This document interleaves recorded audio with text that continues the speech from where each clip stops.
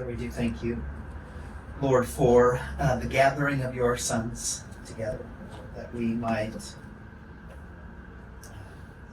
hear you, see you, Lord, that we might draw closer together as a people.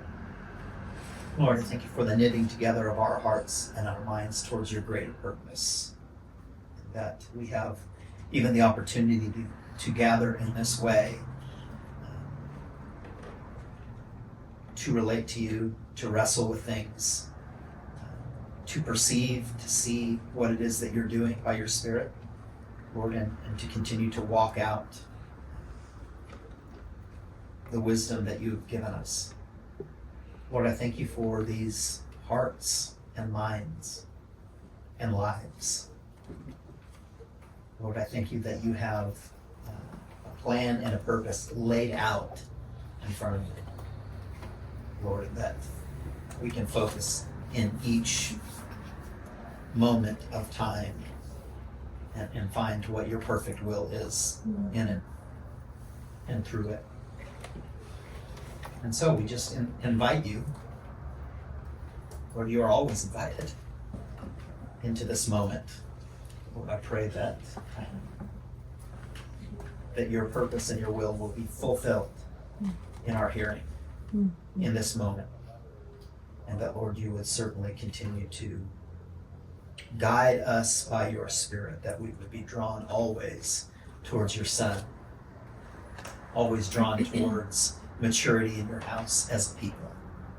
We thank you that that is a work that you have begun and that you will complete.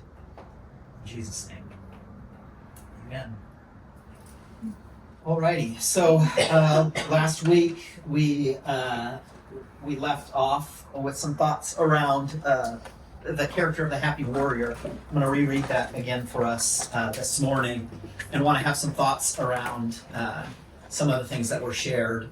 I'm not sure I got everyone's response in, and so if you didn't get that response in, please make sure that you do so in the next day or two. It is valuable for me to also have a perspective of what's on your heart and mind concerning these things. And so sincerity and honesty is always welcome in it. But I have appreciated greatly some of the insights and thoughts here. So, and not only that, this is really, again, a poem that is shaping and giving us form to all of this book that is going to lead up to next week when we'll talk about the actual circus itself. And the race, and then the ramifications, what comes out of that. And so today we'll be looking at the 5 chapters that come right before the race itself.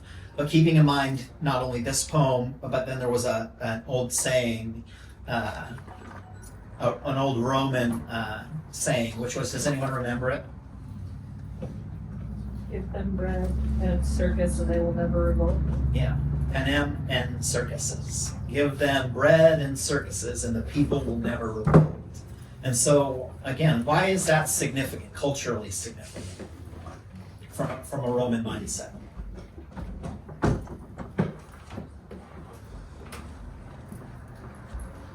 Is that because they wanted to subdue the people? Yeah. It's all about appeasing what? The appetites. Right? Bread for the stomach, entertainment for the senses.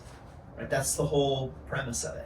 And so we see this as a context to certainly the circus, as it's called, which is a little bit different from what we consider maybe the circus nowadays. But the premise is the same, right? The circus is meant to be an entertainment.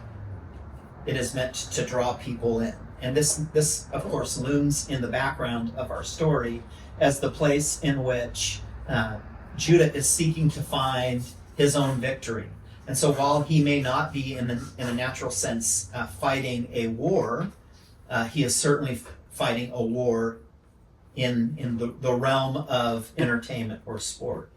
And what we know to be true, right, is that at his very outset, his purpose in life, in thinking about Rome was, I'm going to become a Roman soldier, that I might learn how to fight like a Roman soldier, that I might turn that back on Rome itself.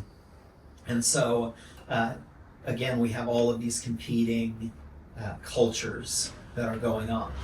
And this is, of course, written again in the backdrop of the Civil War and what it means to fight and what it means to subdue and what it means to take authority over. And that's represented again in the horses that we've talked about. But really, what is the thing beyond the circus that Judah has to become master of? Himself. And more specifically, his soul. Right? And is that not the whole concept that is laid before us by Balthasar, that the kingdom is a kingdom of the soul.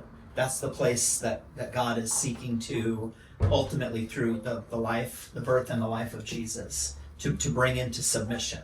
And so in this light, the people who are following this way are to be like those horses who come under a conditioning and a disciplined way of life to run the race that is before them. And that if they will come under this way of thinking, then the ability is there to win the race. All right, let's consider again the character of the happy warrior. And I would like at least 2 or 3 people to share their thoughts. Who is the happy warrior? Who is he that every man in arms should wish to be?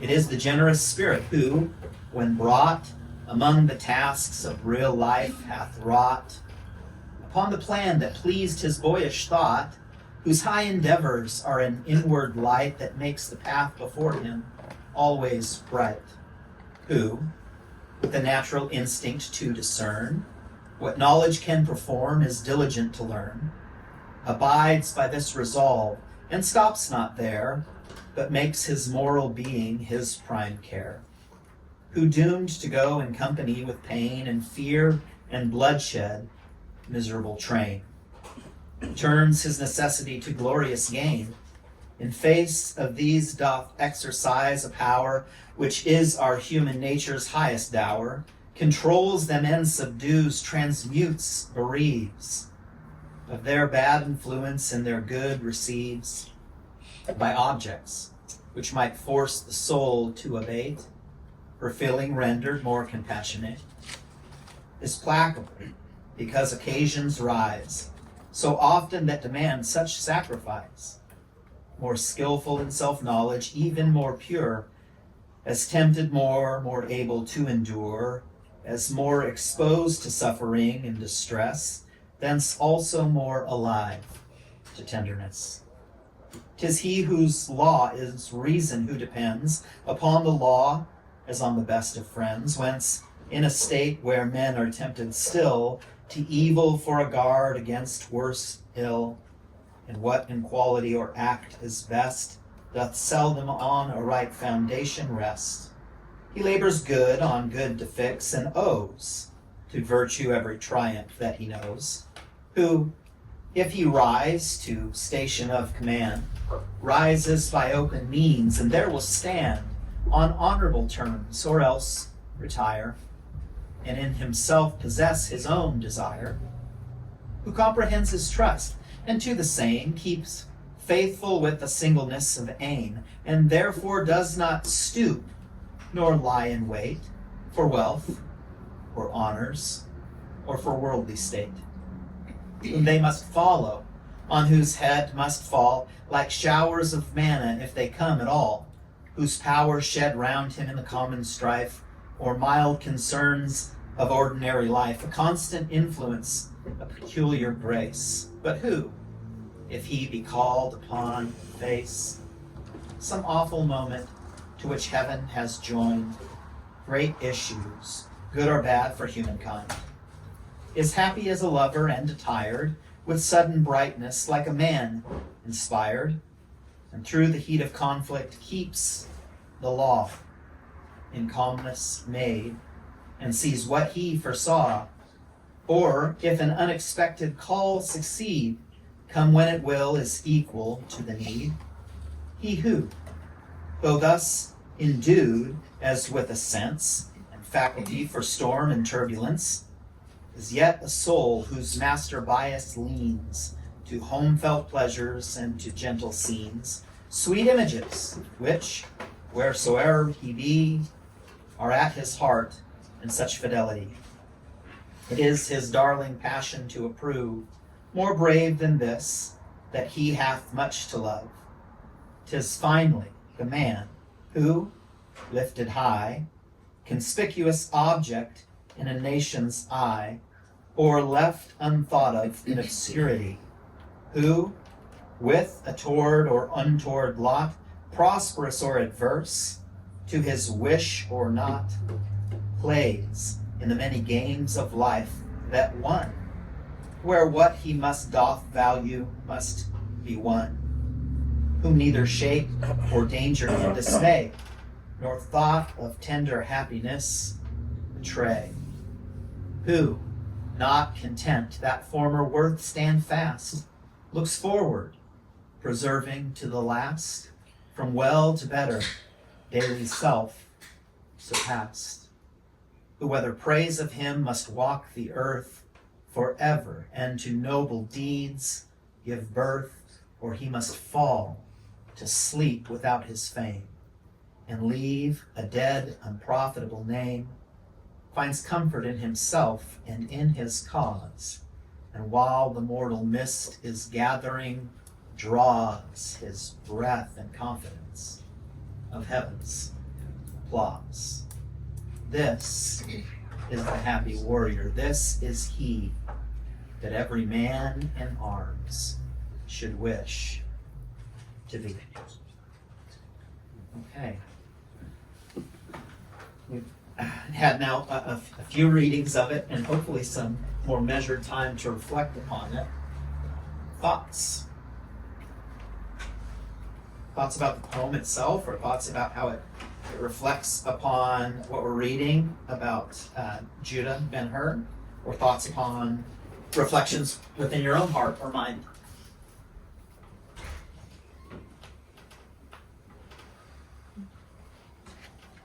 I think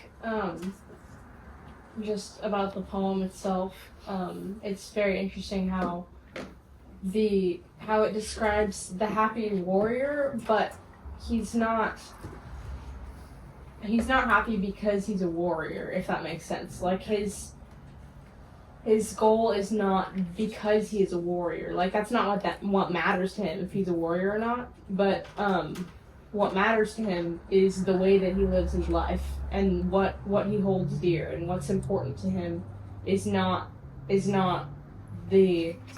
war, and it's not the conquering of things. It's his moral being and family and things like that are what make him a happy warrior. So that's just something that I thought was valuable.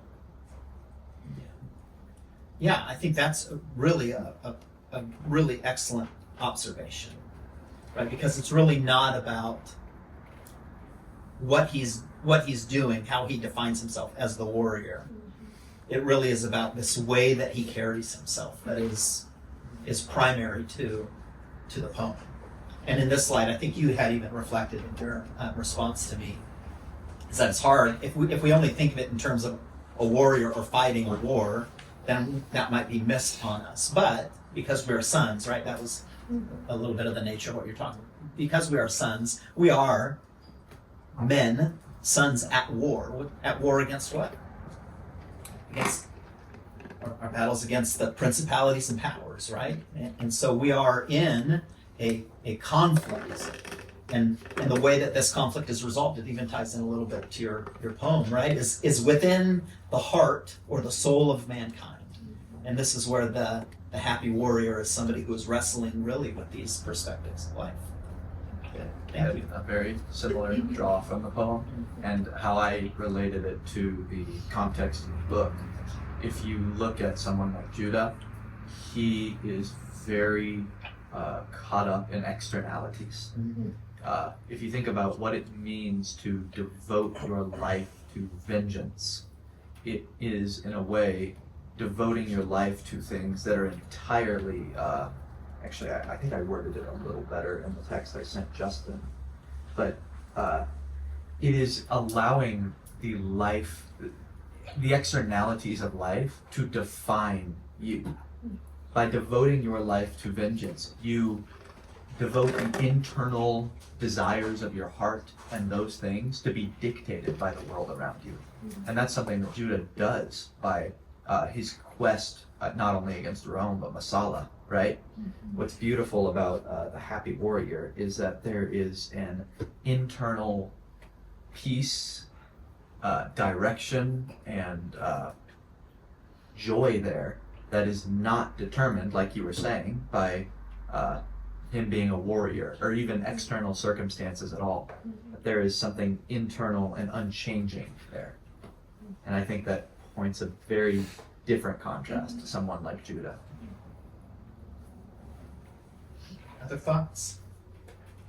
The word nobility kept standing out to me when I was reading it, and I was trying to compare Judah's life to this poem, and I noticed that he's done great things that would seem noble, like saving his adopted father, or winning the race, or not resting until he saves his sister and mother. But after reading the poem, my view kind of changed on what it meant to be noble. And I think that that is having forgiveness and humility in your heart and joy, right? And honestly, there were only little times when I saw that in Judah. And that was really when he was curious about the ways of the Lord. But those are very small times, so it wasn't very evident. So I don't think that he's a happy warrior yet, but I think that there are glimpses into maybe becoming that way. I even think of like the intent of his heart in those moments of nobility, Yeah. right? When he was saving his adopted father, right? What was his goal? I mean, yes, it was a very noble act, but what was he thinking? He was thinking, well, I'm either going to die here or I'm going to get set free, right? It was all still for that same goal of exacting his vengeance, right? When you think of what thoughts kept him diligent in the galleys and a good slave, well, it was that burning desire for vengeance, right? Externally, he was doing all the right things, but what was his internal motivation for all of that? It was always vengeance. Except, like you were saying, in those brief moments when he was listening to Balthazar, where he briefly considered, what is a kingdom of soul? What does that look like, right? And the reason that was so quickly dismissed by him was because it doesn't line up with vengeance. That is something very actually counter to vengeance. Yeah, excellent observation. And the whole idea of nobility is throughout human history has always, most always, been compartmentalized in efforts to win the day or win the battle or win somebody else's approval. And so we see here, yes, this really clear picture of what does it mean to actually be noble. And I think Jayden struck on it. You know, is it really a noble act to do something because you want it to benefit you? And so really was the salvation of his adoptive father a noble gesture on his part, when we know that the intention by which he did it was for his own selfish purpose. And so we can say it is a type of nobility, right? Because he actually did something for someone else. And yet the thoughts and intentions of his heart make it lesser, because it becomes very self-serving, right? It's a means to an end and not a way of living in true nobility. And so he's kind of walking this this deceptive way of building his own mind up in ways of like how he functions that are lesser than what this kingdom call is meant to pull him to, right? Which is, again, mastery of himself. The enemy is not Masala. Judah's enemy is what's in his own heart and mind. And Judah is incapable of overcoming himself by himself. Right? We all know that to be true, right? We cannot by ourselves overcome our own deficiencies. We need something that is external. And so the way that this then manifests for Judah is keeping everything external. If I can just conquer the things that are out here, then he falsely believes that will somehow bring resolution into his heart. But again, if his heart doesn't change and if his mind doesn't change, right? If there's not a repentance there, then yeah, his noble acts could be looked at by others as like a good thing. And this is what's deceptive about it, right? Because if you don't know his heart, you don't know why Judah truly did the things that he did, you might build him up. And that's really actually something that would be very harmful for him. If he gets built up in that way, it's actually not a help to him at all. It will only continue to further him down the wrong path, right? And that is that not a good example of this Roman mindset, that this nobility really in that mindset equates to victory in war or victory in battle? And that's what his adoptive father, right? Arius, that's what he was even recognized for. Remember when he came on the scene? He had just come fresh off of the battle. And so to be a commander in that light was, you were only a good commander because you had won the previous battle. And so to lose the battle, it's something that can be quickly gained and lost, right? And so you're always, who you are is always based off of your last performance. And so with that, you're always striving. You're always striving to win the day, to win the battle, to win the thing. And that takes a measure of discipline to become skilled in it. But again, the premise here that Lou Wallace is getting at in part is what is necessary for Judah's victory over itself. And this is where, again, Balthasar will say, this kingdom that is represented here is not a kingdom of the world.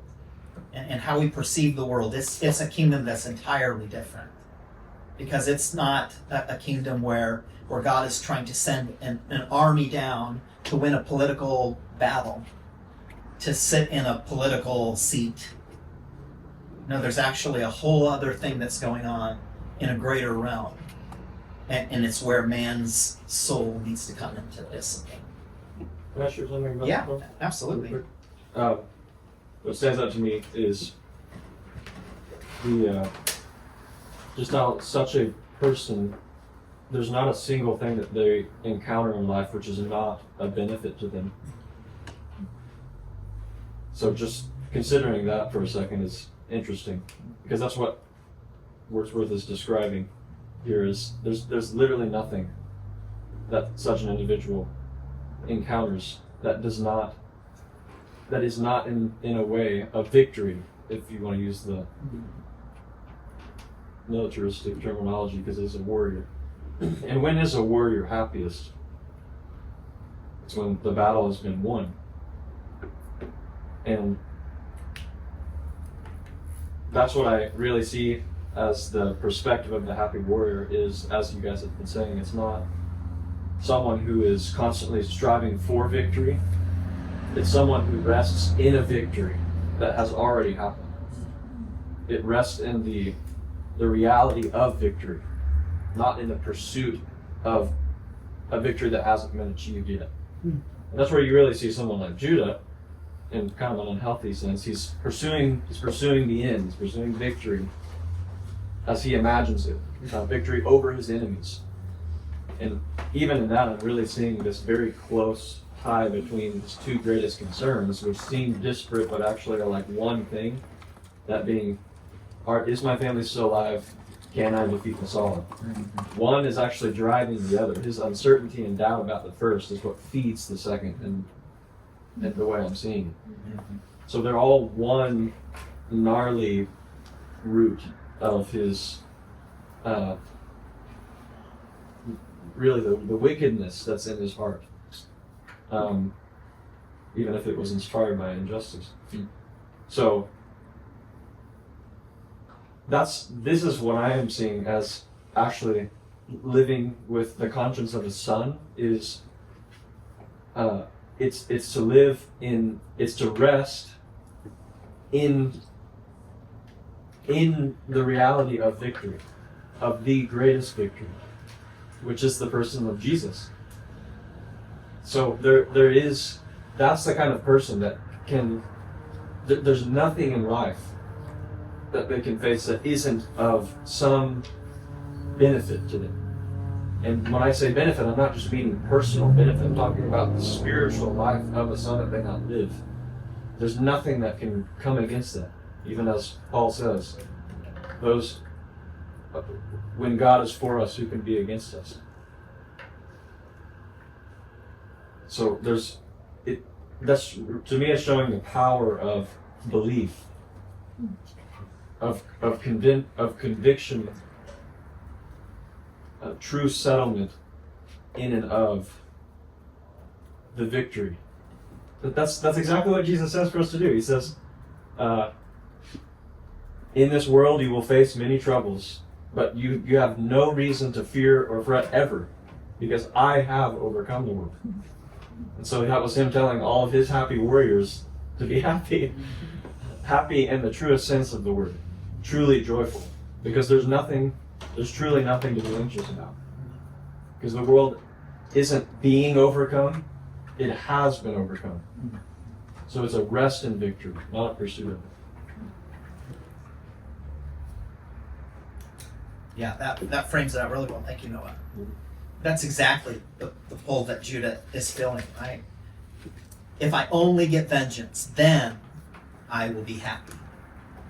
If I can only resolve where my mother and sister are and what happened to them, then I will be happy. His mindset is still always on the external, beyond the moment of time, right? He's never, in this light, as Noah was saying, settled, resting in a moment, in the moment.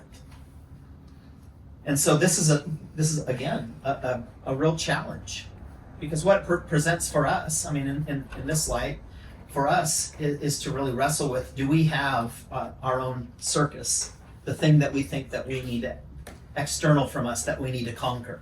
That if we do this thing, and maybe we're not as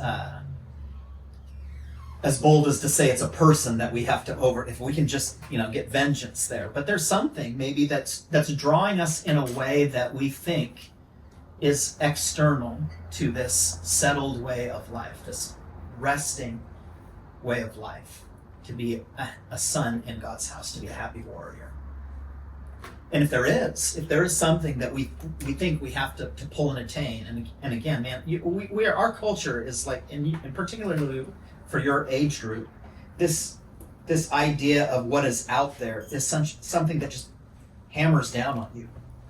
And this goes back to the original question of Judah to his mother: who am I to be? Right? It's get a job, go to college, do this, do that, there's this whole script, right, that has been placed upon whatever generation. Certainly I was in that generation once of being told all of the things that would make me successful. And because I didn't do them, I mean, and it's still to this day, I have conversations with my parents, unfortunately, and not just towards me now, it's towards Kayla or one of the other kids, that if they would just think about this or do this, and that is just, that's a mindset. It's not them per se. This is something that's been handed down. It's a cultural way of perceiving things. And it's this striving towards something instead of resting in something. And I think that is so well put. The victory, right? Can I clarify that Yeah, real quick? sure. Because it's not meant to imply that there isn't still more to do, right? Sure. Like I think of, I guess we've all seen Lord of the Rings, where there's these instances in the battle where things turn and you know that it's won, but it still needs to be the completion of that victory still needs to be met out. Yeah. So, like for instance, the first time we really see that is like at Helm's Deep, when everything seems like the battle has been lost, but then Gandalf shows up at the top of that hill, and then like the light shines down, and everything. You know at that point that there's like they won the battle, Yeah. but they still have to finish it. Mhm.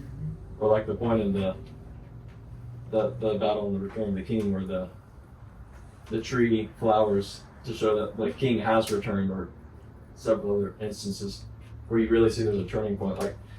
Like our favorite part in the movie where Gandalf is about to be slain, and then the trumpet call of the hero. You know, there's those moments where there's a shift. That's what. Those moments depend on us and our state of mind regarding the battle, if you will, of life that is before us. That's not something that we depend on circumstances for. That's the shift that has to take place in our own minds and hearts towards our own lives to be able to enter into the rest of that victory. So it's not this spontaneous thing that will just automatically in one day alight upon you. It is something that you have to step into. That's the real courage that the warrior exemplifies, is his willingness to step into that rest, actually. That's what really takes effort. Sorry. Yeah, no, it's how he thinks about it. It's how he acts, right? There is a way that this warrior lives, this path that is before him, and so that how he does this is really important, and it has to be fixed upon the proper things, which isn't self, and it isn't something that's external in the sense that appeals to the self. It is actually the very thing that is putting to death the self and bringing us to a higher level of understanding. And that's exactly what Balthazar is talking about here, right? This kingdom is not of this world. It is not a political kingdom. It is not a kingdom like we think of it. And so today, let's actually jump into chapter 8 here. And we're going to now have Simonides, who is going to argue the same kind of question. Is it a spiritual or a political kingdom? Do you guys remember reading this? It's probably been some time. Before we jump in and I read through it, how did you guys see Simonides answering this, what the kingdom is about? Is he saying the same thing that Balthazar is saying? Or is it a little bit different? I think it's different. A little different. Okay. Different in what way? What were some things that you remember? Is it true what he says, or is there a measure of truth? Is it missing some context? From what I can remember, it kind of seems like Simonides kind of lacked the physical, I guess, understanding or like the experience that Balthazar had, because he witnessed these things, like they literally happened before his eyes, and I don't think that Simonides had that. So it was a little different. I don't really remember how long it was, but that's kind of just something I remember barely. Yeah, Simonides is of Jewish descent, and so how he is perceiving the kingdom is through this lens of his own upbringing about who the Jewish people were and are and how they'll overcome, right? In the same way that in our modern context of culture and considering the return of Jesus, what does that look like? Because there's a great many people that have made it like this religious kind of a thing, and they have in their minds they know exactly how it is gonna be. Is that doctrine called the seven mountains, or the belief that like the return of Jesus involves the conquering of? Oh yeah, all the conquering of the different world. Yeah. That's kind pretty of much what he's saying. born out of that. Yeah, right. Is that because Jesus has come, now our part is to do all of A, B, and C Or with all even the like other things. we need to Yes. ready the world Right. for Jesus. Right. We need to do the conquering. And so, how we perceive, right? And again, this comes down to the fundamental question in this book. Who is it that has been born the King of the Jews? And as a king, what does his kingdom represent? These are the questions they're trying to ask. And if we look at those through even a worldly kingdom perspective, or a religious kingdom perspective, the way that we answer who Jesus is will be off, right? In fact, asking this question, what does the kingdom look like, is giving us a context for who the king actually is. If we see Jesus as merely, and putting it again in their context, because they're looking at Jesus as somebody who's just come and hasn't begun to reign yet, and so they don't have the benefit of a couple thousand years even to look back on. But in the moment of time, what is their perception? Well, he's going to be this great general, this warrior, this mighty warrior, like David, but only better, because he's going to win more battles, and Rome is just going to get crushed down, and we're going to see all the Romans scattering, right? That's the mindset here. And this is what Simonides is still going to wrestle with, and what Sheik Ilderim, although he really doesn't have, the Sheik doesn't really necessarily have an investment in even this kingdom idea. That's kind of irrelevant to him, because what's most important is that Rome is going to fall. But again, these are like the desires of let's put it this way, the desires of Balthazar's heart, where his soul has become disciplined, is reflected in the way that he sees the kingdom. And so Balthazar has a very mature perspective of the kingdom. Why?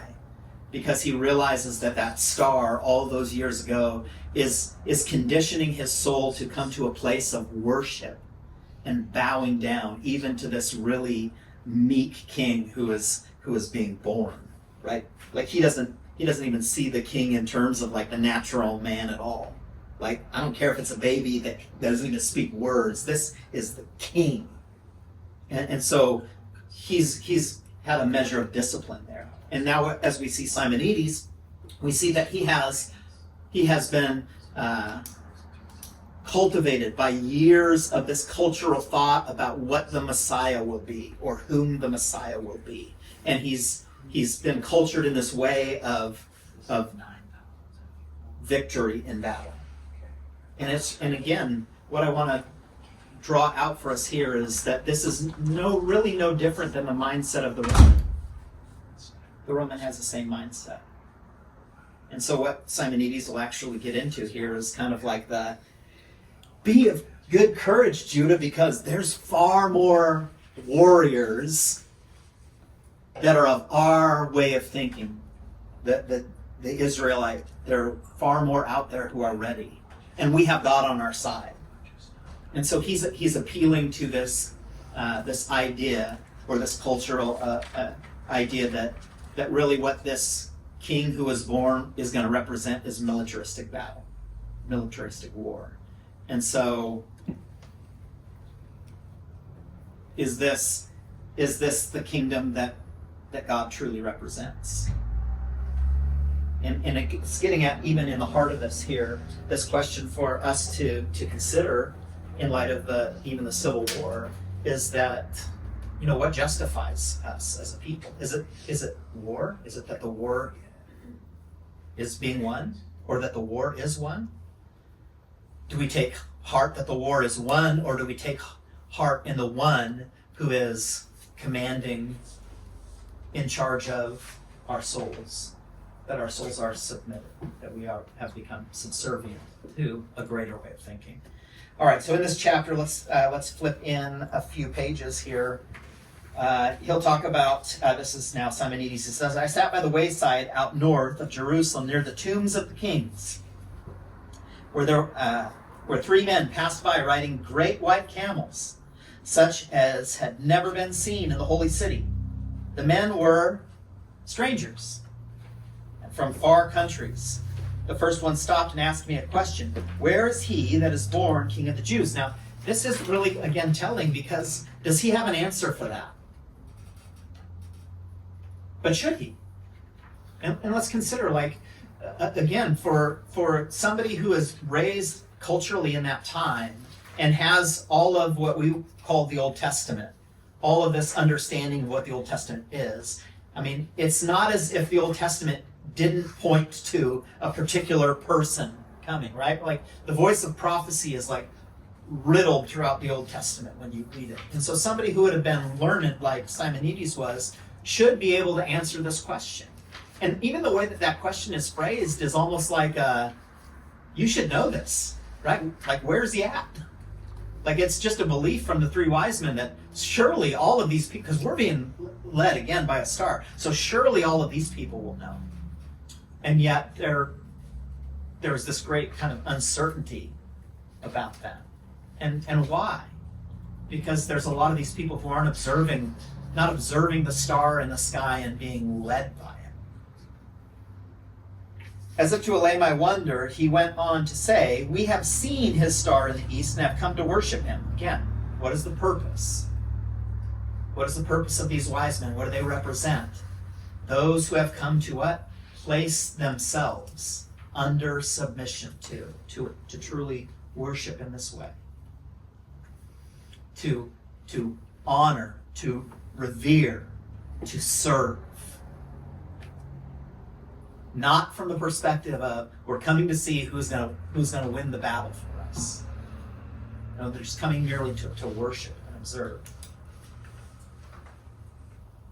I could not understand, but followed them to the Damascus gate, and of every person they met on the way, of the guard at the gate even, they asked the question. This is kind of like to Simonides. He's like, what's going on here? I'm following him around, and they keep asking these questions. All who heard it were amazed, like me. In time, I forgot the circumstance, though there was much talk of it at the presage of the Messiah. Alas, alas, what children we are, even the wisest. When God walks the earth, his steps are often centuries apart. You have seen Balthazar? I heard him tell a story, said Ben-Hur. A miracle, a very miracle, cried Simonides. As he told it to me, good, my master, I seemed to hear the answer I had so long waited. God's purpose burst upon me. Poor will be the king when he comes, poor and friendless, without following, without armies, without cities or castles, a kingdom to be set up, and Rome reduced and blotted out. So what is he saying here? He's making this observation of how humbly it starts. But his imagination begins to go to as he grows, he's going to get all of these people to follow him. He's going to create this giant army. And so he sees like this measure of like the beauty in how the king is going to be poor and friendless. But he misses really what that means and the value of what that means and at the heart of what it means, because he just perceives it through what? Again, through this lens of externals, yeah. This lens of victory and war.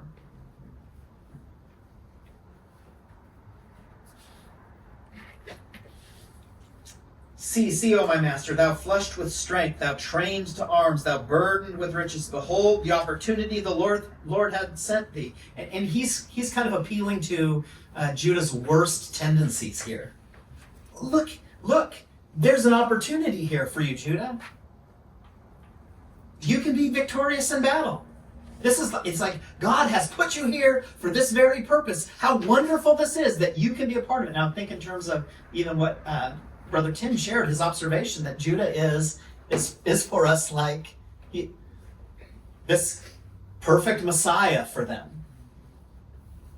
And yet, the one area that really defines both the happy warrior in the poem and what defines a true son in God's house is the discipline that Jesus, the true Messiah, has with his soul, right? Where he reflects to his Father, not my will, Father, but yours be done.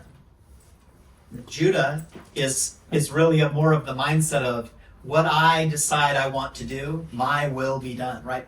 Vengeance is mine. When we hear that, the way that statement should be concluded is, vengeance is mine, says the Lord. Not says Judah, not says anyone else.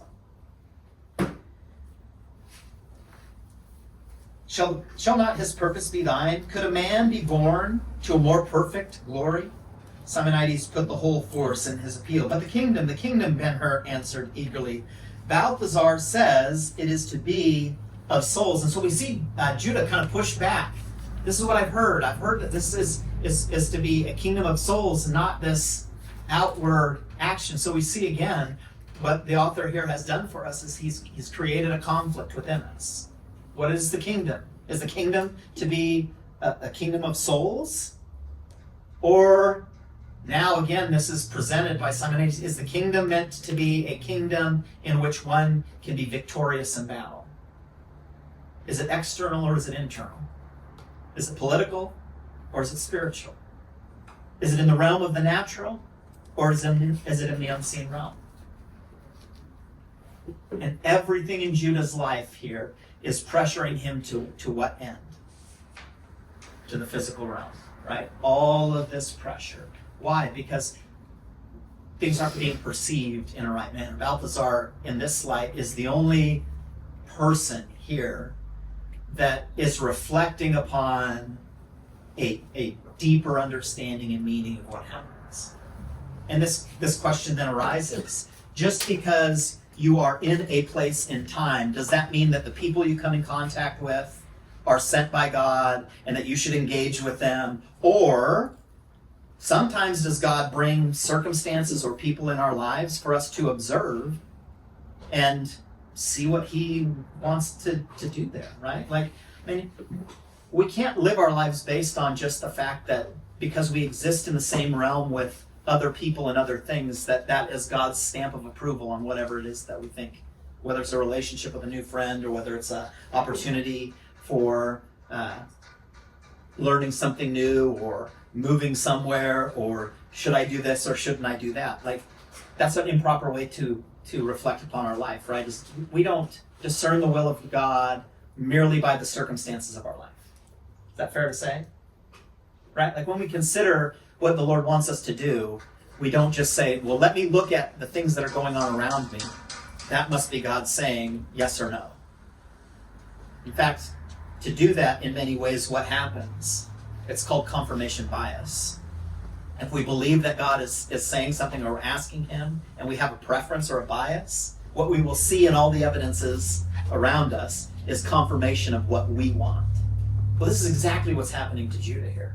He wants vengeance, and so anytime somebody talks about the kingdom in this way, he is prone to then be led astray towards that.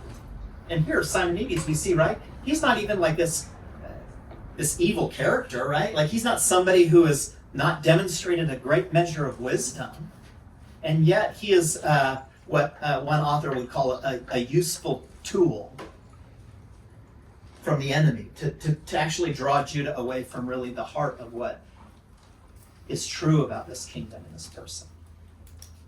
Moving on in another page or so, he's going to begin to get into the Torah then. And he's going to make this great appeal, Simonides, this great appeal to the Old Testament and what went on in the Old Testament as this proof of who this king is. Dost thou believe the prophets, master? He asked after drinking. I know thou dost. For if such was the faith of all thy kindred, give me, Esther, the book which hath the visions of Isaiah. So he's appealing to Isaiah, the prophet here. He took one of the rolls which she laid unwrapped for him and read, the people that walked in darkness have seen a great light, that they dwell in the land of the shadow of death. Upon them hath the light shined. For unto us a child is born, unto us a son is given, and the government shall be upon his shoulder. Of the increase of his government and peace there shall be no end upon the throne of David and upon his kingdom, to order it and to establish it with judgment and with justice from henceforth even forever. Believest thou the prophets, O my master? Now, Esther, the word of the Lord that came to Micah. So he starts here, right? He's speaking prophetically from the book of Isaiah. But if his mindset is what Isaiah was saying, is this great military leader is coming forth, then how is he going to condition his answer to what the kingdom is? Is that what the kingdom actually is, or is that the kingdom that he hopes that it is? You see, he's seeking a kingdom of his own definition, and the kingdom can't be defined that way. We cannot define what the kingdom is. Only the king, only the one who is governing the kingdom can truly define what the kingdom is. And see, this is where Simonides gets it wrong. He continues here. She gave him the roll. He asked, but thou, he began reading, but thou, Bethlehem Ephrathah, Though thou be little among the thousands of Judah, yet out of thee shall come forth unto me that is to be the ruler of Israel. This was he, the very child Balthazar saw and worshipped in the cave. Believest thou the prophets, O my master? Give me, Esther, the words of Jeremiah. Receiving that roll, he read as before, Behold, the days come, saith the Lord, that I will raise unto David a righteous branch, and a king shall reign and prosper, and shall execute judgment and justice in the earth. In his days Judah shall be saved, and Israel shall dwell safely. As a king he shall reign, as a king, O my master. Believest thou the prophets? Now, daughter, the roll of the sayings of the son of Judah, in whom there was no blemish. She gave him the book of Daniel. Hear, my master, he said, I saw in the night visions, and behold, one like the Son of Man came with the clouds of heaven, and there was given him dominion and glory and a kingdom, that all people, nations, and language should serve him. His dominion is everlasting dominion, which shall not pass away, and his kingdom, that which shall not be destroyed. Believest thou the prophets, O my master? Do you guys see here how what he's speaking is true, right? He's reading the truth from Scripture. And yet, is his perspective on what that means fully matured? No, it's not, right? He's missing it fundamentally. Why? Because there's such a desire, this external desire, even in Simonides, in Sheik-Ilderim, in Judah himself, to overcome Rome. That really the way that the kingdom is going to be established is by tearing down Rome. And yet what we see as a reality is that, and again, and Noah pointed this out, that the victory, the true kingdom has already won, right? When you read the end of the story. The true kingdom rules and reigns. And what then becomes our responsibility in it is to recognize it and to begin to walk in its ways. And so here, I don't want to be too critical of Simonides because he understands it to a certain measure, but he's allowing some of the cultural influence of the times to pull him towards the wrong kind of mindset or outcome. It is enough, I believe, cried Ben-Hur. What then, asked Simonides, if the king come poor, will not my master of his abundance give him help? Man, this is the spirit of religion and the church. Right? What has God given you, Judah? So now you can help this poor king. You can give him your wealth. That's really the thing that will advance his kingdom. And yet, we might hear that and think, well, that seems like a silly thing. And yet there's so much at times that we get conditioned.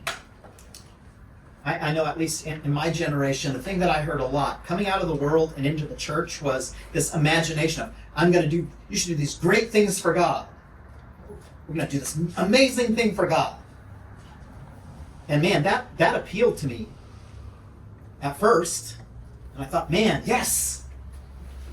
Do all of these things and be all of these things. And yet what I saw was, what that really appealed to was my flesh. Because it gave me some sort of buy-in. And yet to the happy warrior or to the son, right, there's not this mindset of victory to be had out there, but the settlement, the resting in this victory, and then the walking it out, the being obedient to, seeing it come to fruition. How do I become a partaker of this? How do I become a co-laborer and a co-heir? Help him to the last shekel and the last breath, but why speak of his coming poor? In fact, what Simonides does here unknowingly is not only does now Judah have this in mind to defeat Masala and get his vengeance, but now he can be useful in the kingdom because he has wealth. And so all the more reason why he should gain a great amount of wealth in this fight against Masala. And this will actually frame out the next portion of it. Let's continue here. Give me, Esther, the word of the Lord as it came to Zechariah, said Simonides.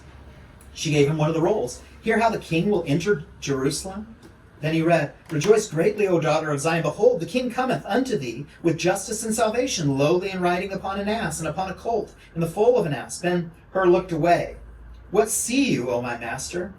Rome, he answered gloomily. Rome and her legions. I have dwelt with them in their camps. I know them. Ah, said Simonides, thou shalt be a master of legions for the king, with millions to choose from. Again, do you see how Judah is being built up in this wrong way to see himself as a Messiah type figure that can overcome Rome? It's appealing to the very thing he wanted to do to begin with, which was become a warrior in Rome so that he could turn the battle against Rome, right? Become skilled in the ways of Rome so that he could be victorious. Now, why do you guys think that Simonides, in part, is of this mindset? Outside of just his cultural upbringing, what has Simonides also experienced in his life that would condition him towards wanting maybe some vengeance against Rome? Persecution by Rome. Right. Yeah, we have to remember that this is a man who was tortured, mercilessly tortured. And if that wasn't enough, what was the greater offense to Simonides? It wasn't his torture, but what happened while he was being tortured? Did they kill his wife? His wife died, yeah, Of heartbreak. of heartbreak. And so, yeah, you could say in one sense, They did. they did. And so he is carrying this with him. And while we see a type of wisdom that Simonides represents for us, we see that his type of wisdom is not yet fully formed. And so Balthazar represents this person who has come to a real place of settlement. And Simonides is one of these people that is certainly on the path. He's wrestling with it. But again, would we say that he is somebody who has come to understand that this kingdom way needs to be wrought out in the soul, in the depths. It's not an external kingdom, right? Now, you and I know this to be true. And yet, when it comes to the difficulties and struggles of life, how easily are we drawn out of the discipline in our soul and drawn into the circumstances of our experience? I mean, I would hazard to guess that some of you might be contending with some really difficult things and some hard choices. Well, how do you even come to make a determination for how to manage those? Where do you go to get your answers? Might I suggest that one of the things you ought to be aware of, because this, I think, is clearly a tactic of the enemy, is your own confirmation bias. Your desires, what you desire or want, is sometimes, and oftentimes, and certainly all the time when it's in the flesh, is an enemy to you. But sometimes it could even be the good desires that we're getting tripped up on. And we become so consumed with getting the desire, accomplishing the task or accomplishing the thing, that we forget that it's actually the process that God is most concerned with, the how we go about it. Right? Because if we do things in God's way, if we do the right things consistently, right, God will bring his purpose to come to pass. Right? Because it is a victory that has already been achieved for us. And so yieldedness in this way is really of great benefit to us. Okay, any thoughts before we move on? Can any of you relate to this struggle? The inner man and the external pulls? It sounds to me, it always reminds me this of Paul in Romans chapter 7. Right? Paul, this man of God, who went through quite a radical transformation from being Saul, the guy who gathered up coats while Christians were murdered, the Christ followers were murdered.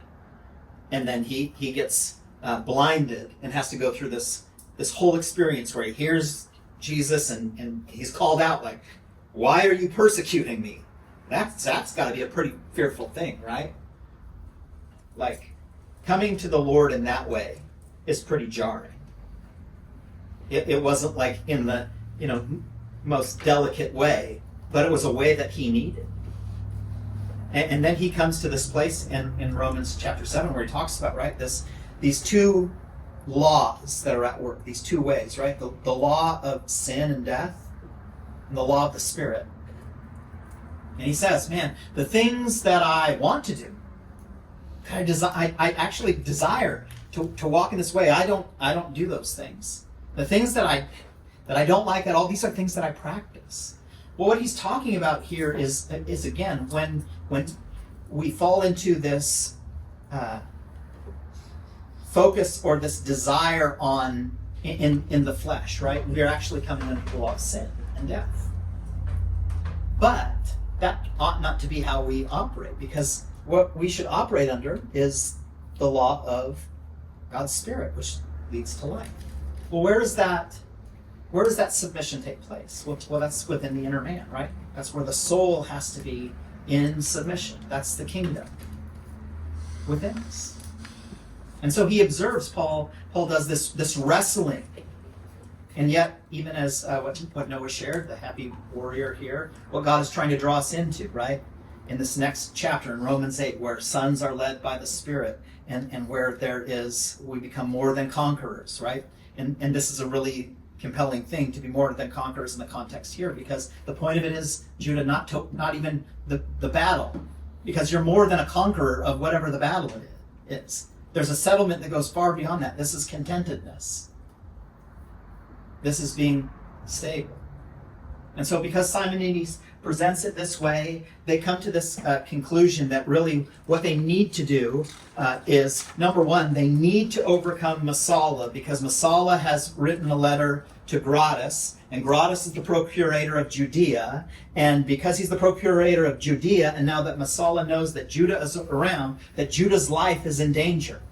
And so he needs to win this war so that he doesn't get his life ended. If he loses, there's a really good chance that they find out he's Judah Ben-Hur and he's dead. He then needs to win this battle because it means the humiliation of Messala, right? And he says this, not only do I want Messala to lose, but I want him to lose in a way that will completely and utterly destroy him.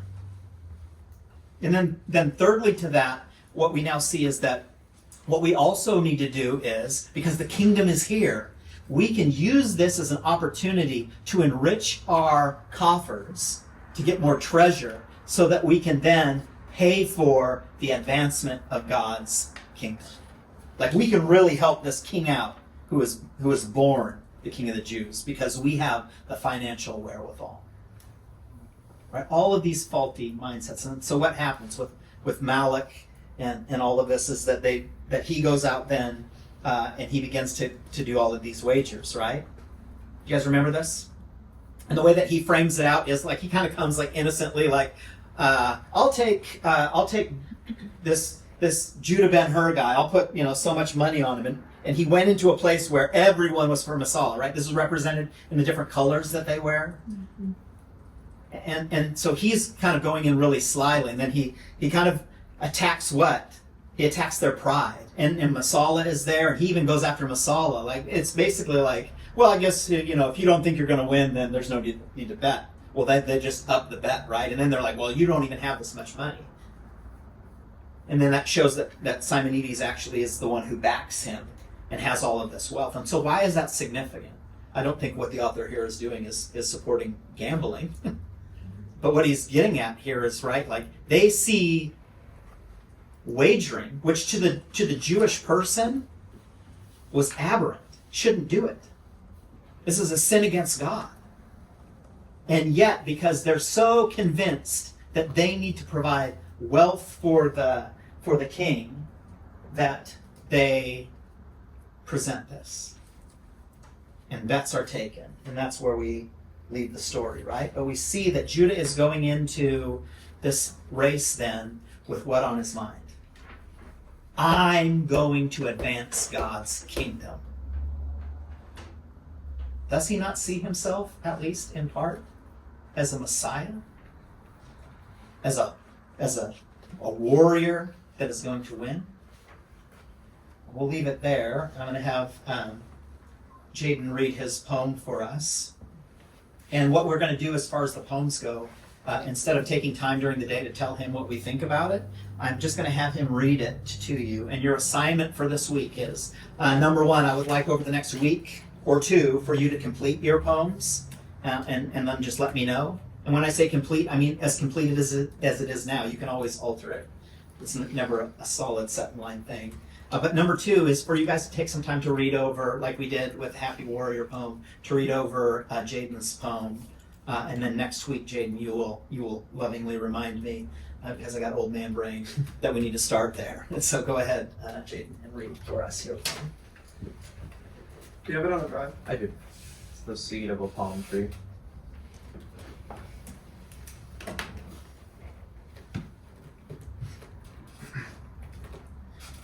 Two trees once met in an almost empty valley.